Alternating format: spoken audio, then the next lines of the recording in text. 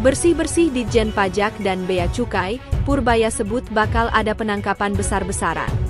Menteri Keuangan Purbaya Yudhi Sadewa menyebut bakal melakukan bersih-bersih di Direktorat Jenderal Pajak, DJP, dan Direktorat Jenderal Bea Cukai, DJBC, Kementerian Keuangan, Kemenkeu, terhadap oknum yang meloloskan barang ilegal. Kalau real sektor dijaga, barang-barang selundupan saya tutup, yang suka main selundupan saya tangkap. Sebentar lagi ada penangkapan besar-besaran. Saya tidak peduli di belakangnya siapa. Di belakang saya, Presiden. Presiden itu paling tinggi, kan, di sini, ujar Purbaya di Jakarta, dikutip Sabtu, 16 Oktober 2025. Dia menegaskan, pembersihan mafia barang selundupan akan dimulai dari produk rokok, tekstil, produk baja, dan seterusnya. Saya akan kejar satu persatu, ucapnya. Penghentian barang-barang selundupan di sejumlah industri tersebut akan meningkatkan rasio pajak dan pertumbuhan industri di dalam negeri. Banyak barang selundupan ke sini yang katanya, orang bea cukainya tidak benar kerjanya, tutur dia. Purbaya mengaku pernah memanggil pegawai Ditjen Bea Cukai dan menerima informasi bahwa ada oknum yang ikut melindungi keluar masuknya barang-barang selundupan. Dirjen Bea Cukai saya kan, Jenderal Bintang 3, kalau Bintang 4, Baking, kita lapor ke Presiden, jelas dia. Sudah tepat, aksi bersih-bersih Menkeu Purbaya dilakukan terhadap kedua lembaga yang berfungsi sebagai penopang utama anggaran negara itu. Asal tahu saja, target setoran pajak pada tahun ini dipatok mencapai Rp2.189,3 triliun. Namun, realisasi pajak hingga awal Oktober 2025 hanya 62,4% dari target.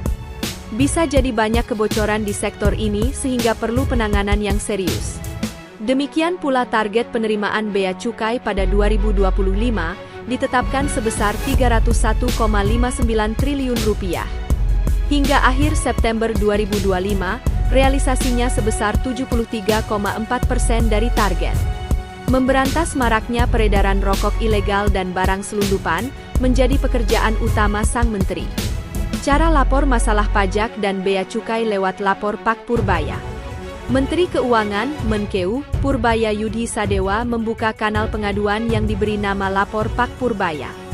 Dalam kanal pengaduan ini, masyarakat bisa melaporkan permasalahan terkait pajak dan bea cukai ke Menkeu Purbaya. Lalu, bagaimana cara lapor di Lapor Pak Purbaya? Melalui unggahan di akun resminya, Menkeuri, Menkeu Purbaya memberikan penjelasan mengenai cara melaporkan permasalahan tersebut. Kini bisa langsung lapor Pak Purbaya. Melalui layanan WhatsApp di 082240406600, masyarakat dapat menyampaikan laporan dengan mencantumkan nama lengkap dan alamat surel, tulis Purbaya, dikutip pada Senin, 20 Oktober 2025. Purbaya menyatakan, langkah ini menjadi bagian dari komitmennya untuk memperkuat integritas, transparansi, dan memastikan setiap suara masyarakat didengar langsung. Sebelumnya, pada 15 Oktober 2025, Kementerian Keuangan, Kemenkeu, meluncurkan kanal pengaduan masyarakat bernama Lapor Pak Purbaya.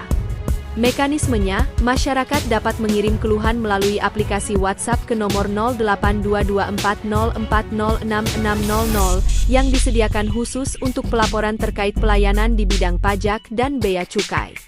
Kan sebelumnya saya janji nih, komplain masalah bea cukai, dan khusus bea cukai dan pajak ya, bisa lapor Pak Purbaya, nomornya ini, 082240406600, kata Purbaya. Menurut Purbaya, kanal ini dibuka sebagai bagian dari komitmen untuk memperkuat integritas, transparansi, dan akuntabilitas dalam pelayanan publik di lingkungan Direktorat Jenderal Pajak, DJP, dan Direktorat Jenderal Bea dan Cukai, DJBC. Hanya dalam 2 hari sejak peluncuran kanal Lapor Pak Purbaya, telah menerima 15.933 pesan dari masyarakat. Dari jumlah tersebut, sekitar 2.459 pesan berupa ucapan selamat atau dukungan kepada Purbaya. Sisanya, yakni 13.285 aduan sedang dalam proses verifikasi oleh tim Kementerian Keuangan.